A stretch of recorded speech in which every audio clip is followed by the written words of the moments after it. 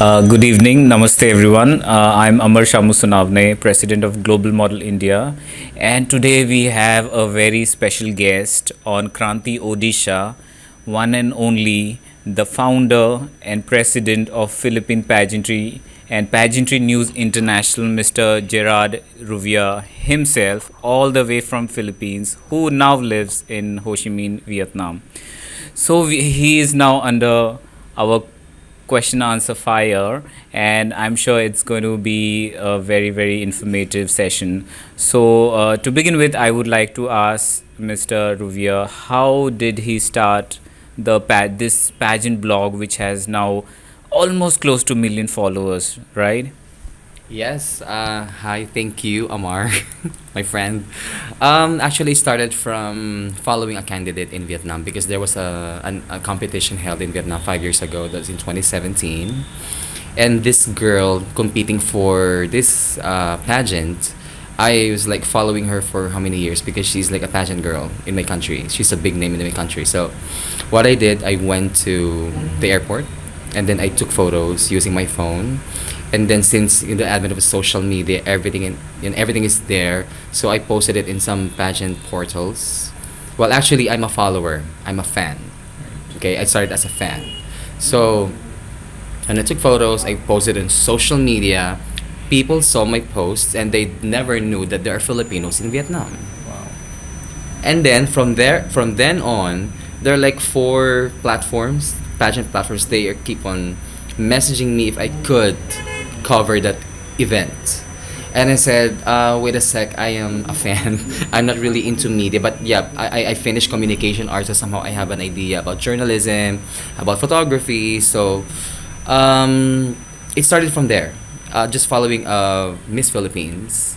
And then the admin, my teammates in the Philippines, uh, he messaged me and then he said, can you be part of this team from the Philippines? And when I checked the platform, I think there's a huge following because the name is the Philippine Pageantry. So I think it's kind of huge. Most of the contents of this page are more on Filipinos competing abroad. So it's a support system. So it's carrying news, what's happening abroad, and then we have like some information coming from the candidates themselves. So it started from there. 2017, and my first project was an international pageant. So would you imagine? I mean, this is huge for me because I'm just a follower. I'm a fan. I don't know how to run a page. I don't know how to, because academic writing is different from journalism, and so from it started there, and everything was history.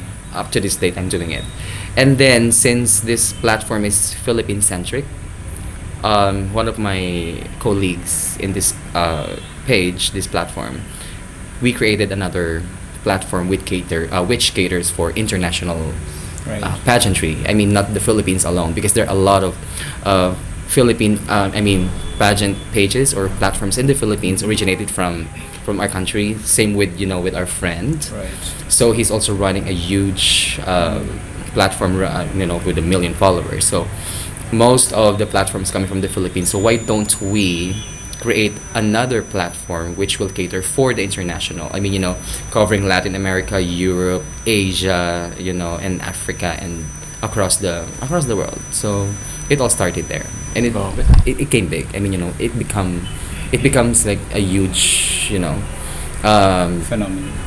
it's a huge like window for us to see what is really happening in the pageant scene or the industry itself. Wow, that's an amazing story. And like we all know, the pageantry industry is so huge in Philippines.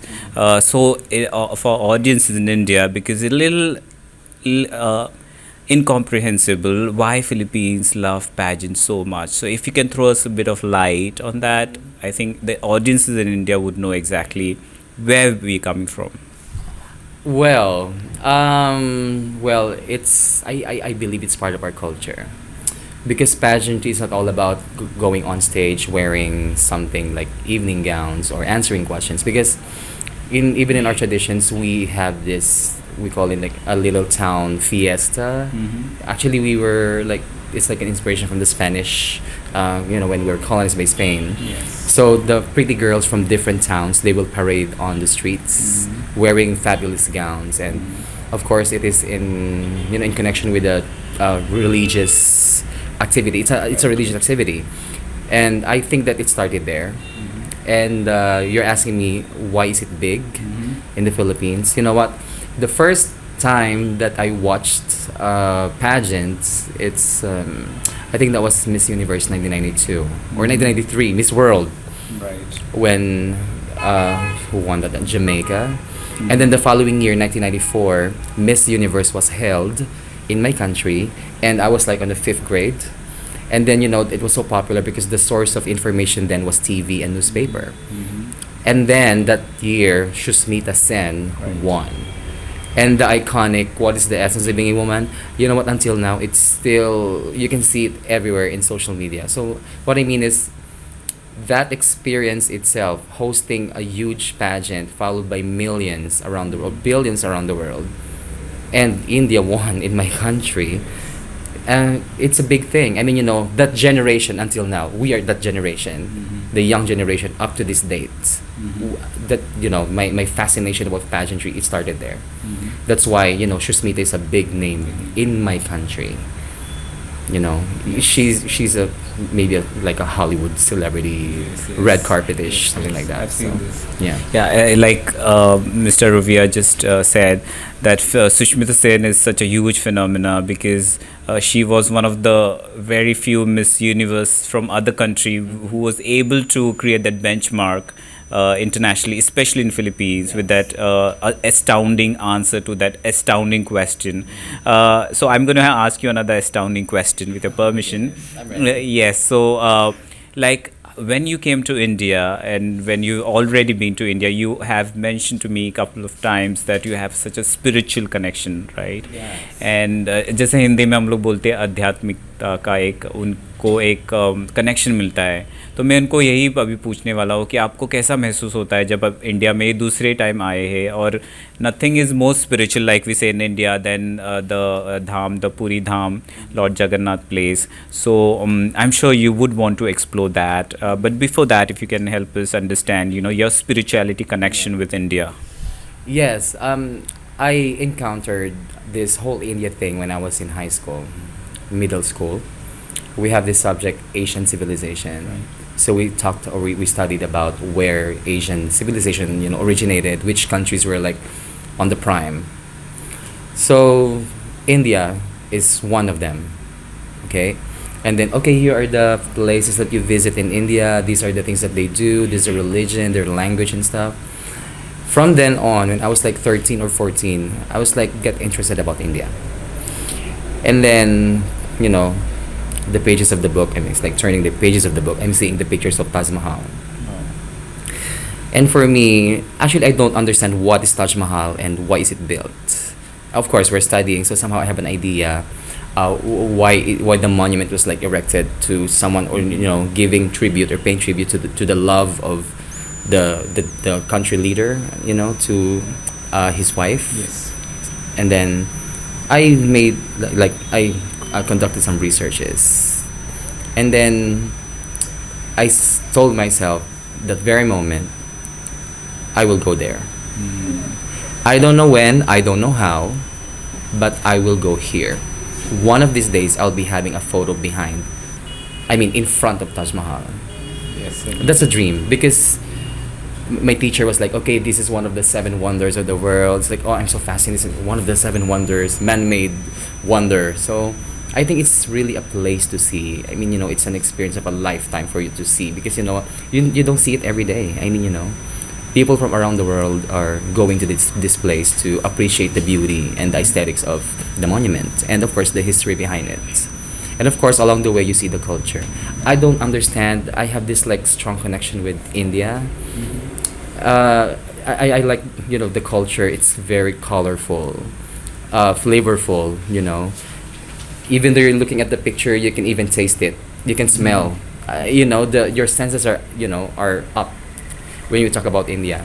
So I was so afraid in 2018 before the pandemic, because my friend he told me he's gonna we're gonna visit the Taj Mahal, the Delhi, Agra, Jaipur. I prepared like 8 months before. I booked the flight 8 months before, and then I booked some hotels and stuff because I want to make it smooth. Yes. Even the trains, everything is like all calculated because I don't want to waste my time. I mean, doing nothing here. I want to maximize everything. And then you know what to tell you, Omar. This is dramatic. When I was in front of Taj Mahal, I was crying. Oh wow. I don't know why. Overwhelmed. Because you know what? It's a dream come true for me. Yes. A 14-year-old read the history about India and what is Taj Mahal all about and what is the impact of this monument to its people.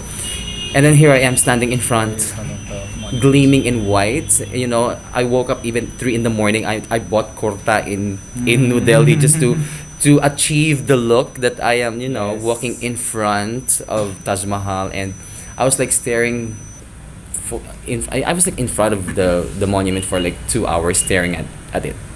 Wow. Yeah, How does that feel? it's so surreal. I mean, you know, it looks like a postcard for me. And then when I went there, it's like I am part of a movie. Because you know what, a lot of movies are, you know, India's like Shot there, being yeah. featured. So when I like walk in the streets and, you know, having encounters with locals, you thought that I am part of the movie. It's like a film, right? These are unusual for me. I mean, you know, having this dream and then seeing it in front of you, it's so amazing. I cannot explain it. So it's called Amazing India. Yeah. Oh, thank you. Thank you for Incredible India. Incredible India. Incredible India. Incredible India, yes. So from Agra Taj Mahal to the beauty of Agra Taj Mahal to the beauty of Odisha Puri. So how are you feeling? Of course, it's just like been few days, but I remember you telling me about the mythic of Yeah. Bay of Bengal and how you were fascinated ever. So once you were there, what was the feeling like? Yeah, actually, I'm so fascinated with geography. I always look at the map. Okay, here's the country beside this country, and then there's like a huge like body of water between Southeast Asia and the subcontinental India. And then, what is this body of water? And then I just realized, I remember from the lesson. Wait, is this the Bay of Bay of Bengal? Bengal. I was like, I checked the map. Where is Odisha? Where is Puri? And then I check, it's the coastline of the India east side, right? And then when I turned my eyes here, it's like, oh my goodness, it's the Bay of Bengal. I mean, you know, I was so surprised because you know what, I also have this feeling of I want to go I want to go here because of its spirituality and holiness of the city, and you know, there's so many like religious activities happening here. And by nature, that India is very you have a lot of superstitious beliefs. You have like, you're so religious, you believe in so many gods, and you know, I want to experience it by myself. Yes. And when you asked me to light a candle for the Yes. jaga, ceremony. the ceremony, it's like, oh my god, this is really happening. Yes. Even a simple ceremony, and then surrounded with these locals and doing it at the same time, my heart is like, I am part of this. Yes, I do remember during the ceremony, when the girl was performing the very beautiful Odishi dance, you almost were like very overwhelmed, Yeah. and you said to me you had goosebumps, Yes. watching that performance. So what Yes. was that like? Actually, I don't really understand the language because you told me it's like a storytelling, and then interpreted by hand movements and motions, expressions. You know what? For me, I think language doesn't really matter for me when I am like watching the performance. Somehow I understand. I mean, the eyes, the fingernails. I mean, the tips of, you know, the Yes, yes. movements, like going here and there, jumping, and it's so visual. Like photography, Yeah. you want to see picture in, you know, intact in one canvas. For me, another thing, I'm watching a film. It's like it's live, you know, in front of me. It's an amazing experience to, you know, to see that kind of performance, and it's authentic. Thank you. And of course, tomorrow we have the grand finale of Global Model India, which is national qualifier event for India. And Mr. Gerard is one of our chief guests, besides being the official live streaming partner for the event. So, if I may ask, what are you expecting, and how much of your expectations so far has been at least come closer to what you were expecting, right? Of the contestants, of the organization, everything. If you can just give like few insight. Okay, first and foremost, I'm not expecting that I'm here. Because you know what, it's my second time, and I'm so thankful for you, Omar, for bringing me here, and seeing the other side of India, not just the place or the places, but the people. Yes. I see them online, social media. Yeah, these are like, I can say, the most beautiful people in the world. I mean, um, expectations. I'm not expecting that much. What I mean is, I accept what is in store for us for tomorrow, and I wish that you'll be have this like, successful event. And I think this is huge. This is huge. I think, I believe this is huge. Because you know what, from the wordings global model India. So you're not talking about this region or state. You are talking about the whole India, and you are the reason why these people are coming together. And to even the candidates, I talk with them, and they're somehow fascinated with the diversity. Me, I'm not from India. I'm fascinated, and these locals here are also fascinated. It's my first time here. This is the food. This is how they dress. This is the weather and stuff. And then, as I said, there's always a room for discovery and learning. And coming here is another learning experience for me. Yes. I won't mind going back. I mean, I had like a how many hours layover into different countries before coming here. I traveled 12 hours from Vietnam going here. I won't complain. Because you know what? It's an opportunity for me to rediscover. I mean, the others, or to discover the other side of other, states, or other side of India. So, expectations. Well, I believe that it will be successful because you put so much effort and passion and energy into this one. And yes, you're going global, right? Thank you for your kind words, because this is the kind of support and blessings we always seek. Yes, before we wrap up, there's another question that's always been on my mind. Since the explosion of social media and the advent of so many pageant blogs and the pageant pages on the social media, now, in fact, many of the organizations tie up with many of the pageant blogs. They become really, really, really powerful. So how do we take this as a sign? How do we are we going to shape the pageant industry? In times to come, because you have a huge role, positive role to play, and the impact is going to be amazing, especially the youngsters. Because whenever I ask the youngsters everywhere, not just in India, they are always scouring through the pageant blogs to see who's at the top and who's at the bottom, especially the hot picks. It's become the new trending thing. So what's your take on that? Well, I can say netizens, okay, they're unforgiving. Good or bad, they will say something about or against you. I mean, that is the downside of it. And it's a double-edged sword. Social media has good benefits, and the other way around, not so good. Or let's say the only thing, it's what is in my mind right now. It's not hard to be kind, because they don't know people. They don't know what are these candidates are going through. They're putting so much of their lives. They sacrifice everything just for them to be here, to represent. Okay, this is a huge platform. They believe that global model India can make a difference. Not just okay. It can make a change. It's a big word, but for me, I think it's for them to showcase what they've got. I mean, what they are made of, and of course, represent their state, their cities, or in any competition, not just the GMI. Again, it's not hard to be kind. We have different routes that we follow, and we have so many things that we encounter for every day, and we just be kind audience. And I think one more thing is on the side of the media, as much as possible we keep the the integrity, because it's our responsibility to deliver what we see, what we hear. We just like deliver. But other than that, I think it's somehow there's an issue. I mean, there's like something wrong somewhere, because sometimes truth is being twisted by opinions. Yes. Like me, I'm so lucky because I am here face to face, seeing what is really happening inside. So for me, my responsibility is to at least somehow create, because we're at the same aside from being like a news page, we're also a support system. Yes, I You know, agree. to boost not just the candidate but also the organization itself. Thank you. That's amazing. And speaking of kindness and support, the Indian audiences would love to hear about their new queen, Miss Harna Sandhu, who is the Yes. current Miss Universe 2021.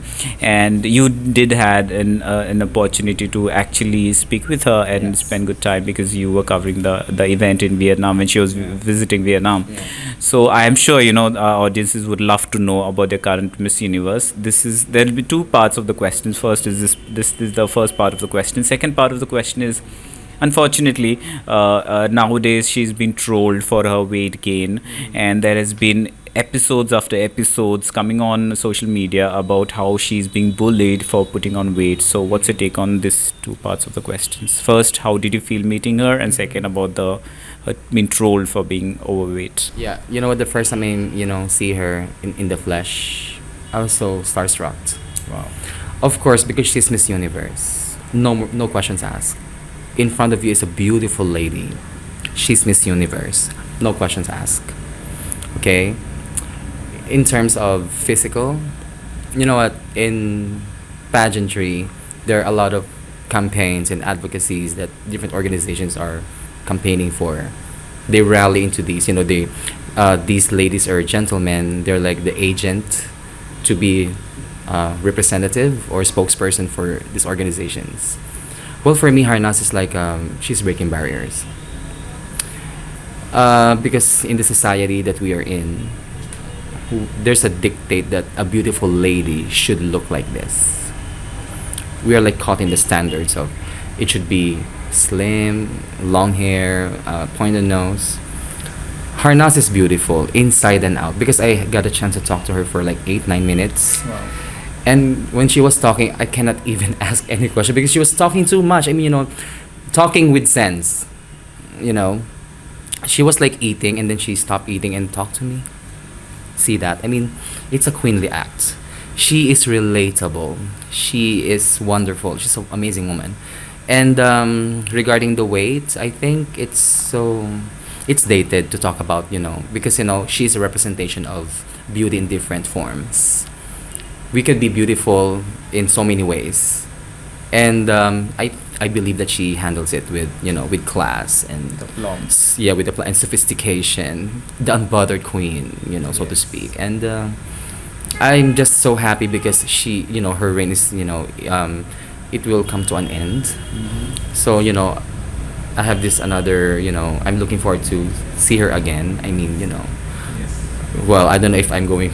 Well, we have plans. I don't know if we're going back to course. India, and maybe I could have an interview with her. Wow. How? Yeah. What is it to be a Miss Universe, and after being Miss Universe? And there's so many questions that I want to ask her. It's just like so little time, and she was so busy then. So I just respect her time. But that moment that we had like a selfie together, it's like, oh my God, she's Miss Universe. Oh my goodness, what can you ask for? So I'm so grateful. I'm so happy meeting her in the flesh. Wow, that's truly incredible. And lastly, I would want to ask you if you have any message for our fans in India and fans abroad, especially in Vietnam and Philippines, pageant fans overall. Your last advice or your message to the youngsters out there that would be watching us and watching you especially today. Yeah, like what I shared a while ago, it started from a small dream. It's not what you call this. It's not okay. If you want to do something, just go.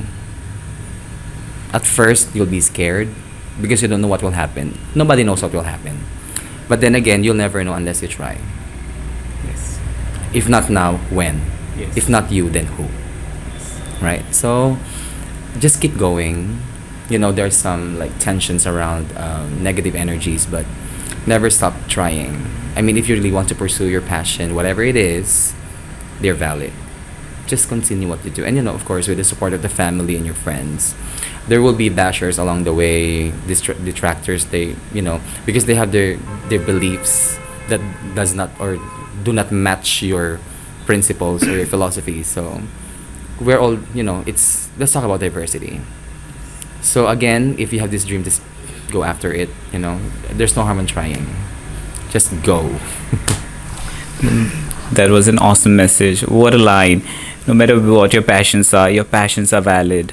And with this very amazing and amazing uplifting message with Mr. Gerard Ruivivar, we come to an end of an amazing session. Of course, we can go on and on with this amazing, amazing person, but of course, we do have some time limit.